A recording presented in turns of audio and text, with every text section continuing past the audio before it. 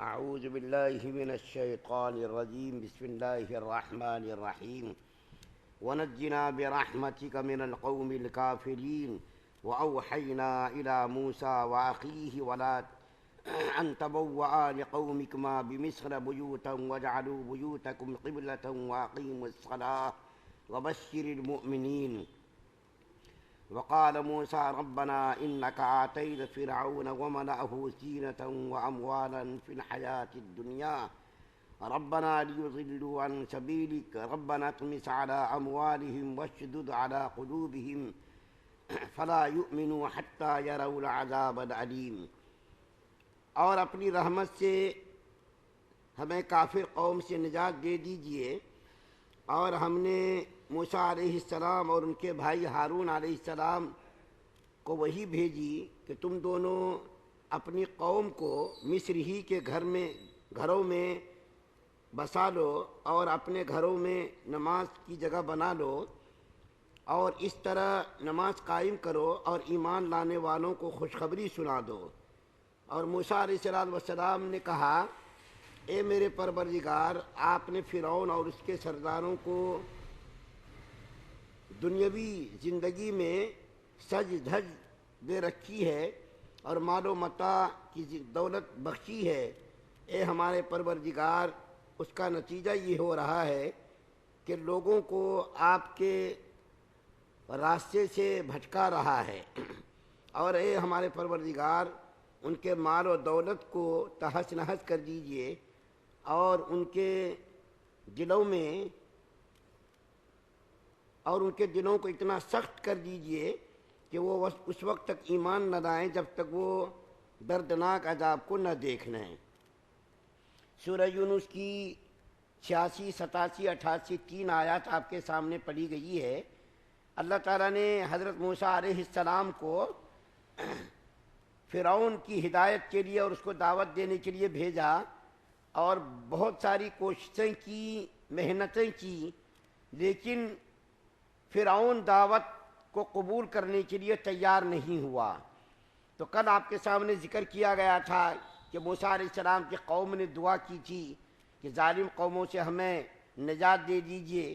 آج کی جو دوسری آیت کریمہ پڑھی گئی ہے، اس آیت کریمہ میں ذکر ہے کہ اللہ تعالیٰ نے موسیٰ علیہ السلام کی طرف اور ہارون علیہ السلام کی طرف، یہ دونوں بھائی ہیں، موسیٰ علیہ السلام اور ہارون علیہ السلام یہ دونوں سگے بھائی ہیں، اور ہارون علیہ السلام یہ بڑے ہیں عمر میں اور موسیٰ علیہ السلام عمر میں چھوٹے ہیں۔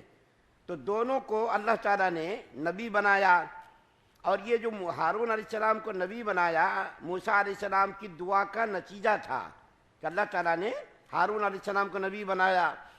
تو دونوں کی طرف اللہ تعالیٰ نے وہی بھیجی کہ اے موسیٰ علیہ السلام اور ہارون علیہ السلام، آپ اپنی قوم سے کہہ دیجئے کہ اپنے گھروں کو مسجد بنا لیں، اپنے گھروں کو مسجد بنا لیں، اپنے گھروں کو۔ دیکھیے یہاں پر یہ بات یاد رکھنے کی ہے، پہلی قوموں میں ایک بات تو یہ ہے کہ ہر امت میں، ہر نبی کی شریعت میں نماز کا وجود رہا۔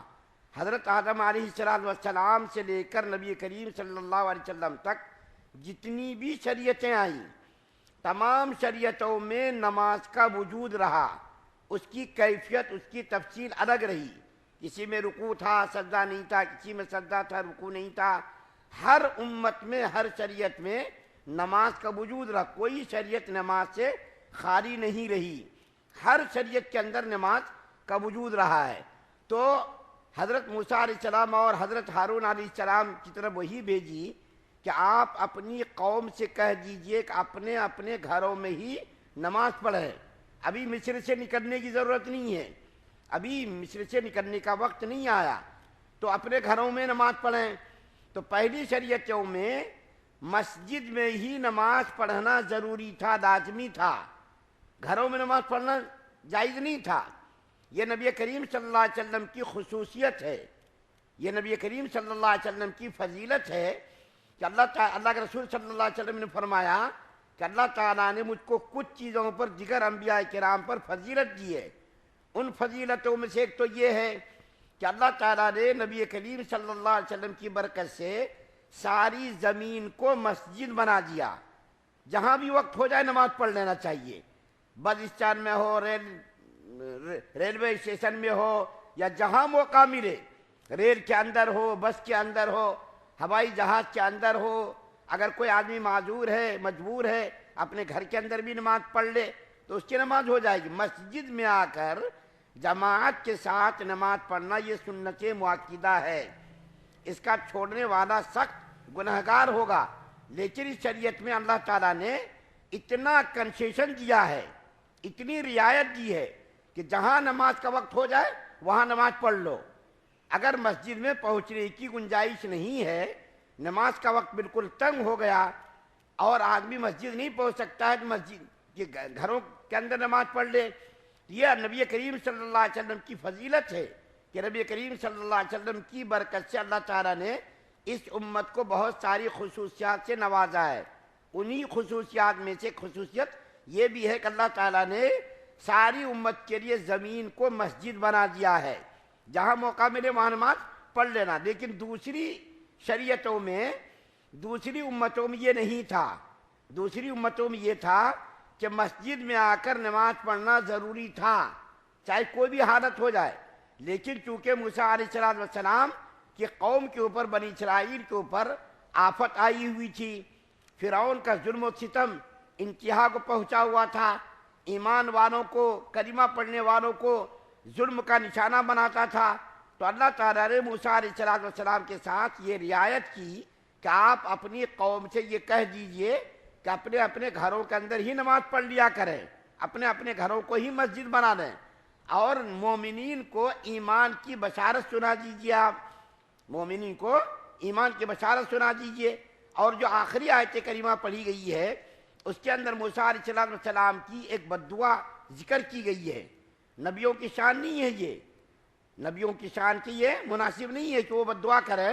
لیکن موسیٰ علیہ السلام نے 40 سال تک دعوت و تبلیغ کا کام کیا, اور موسیٰ علیہ السلام کو آثار اور حالات سے, علامات سے معلوم ہو گیا کہ فرعون اور اس کے سردار کے لوگ ایمان قبول نہیں کریں گے.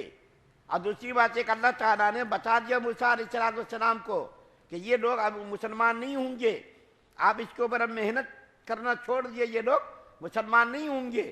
جیسا کہ نوح علیہ السلام نے بد دعا کی تھی, رب لا تذر علی الارض من الکافرین دیارا, اے ہمارے رب کسی کافر کو روئے زمین پر زندہ مت رکھے, کیونکہ اس کے زندہ رہنے سے ایمان والوں کے لیے ایمان کا خطرہ ہوگا, تو دوسرے کے ایمان کے لیے وہ خطرہ بنے گا. اس سے پہلے کہ مسلمانوں کے ایمان کے لیے خطرہ بنے, اس کو روئے زمین سے صفحہ ہستی سے مٹا دیجئے. یہ نوح علیہ السلام کی بد دعا قرآن کے اندر ذکر کی گئی ہے. تو موسیٰ علیہ السلام کو یہ معلوم ہو گیا, یا اللہ تعالیٰ نے بتا دیا کہ اب یہ فرعون مسلمان ہونے والا نہیں ہے, اب ان کے اوپر محنت کرنا بیکار ہے. تو موسیٰ علیہ السلام نے یہ بد دعا کی, یا اللہ آپ اس کی دولت کو ملیا میٹ کر دیجئے, تہس نہس کر دیجئے. تو کتابوں کے اندر لکھا ہے, تاریخ کے اندر, کہ عمر بن عبدالعزیز کے زمانے میں ایک تھیلی ملی.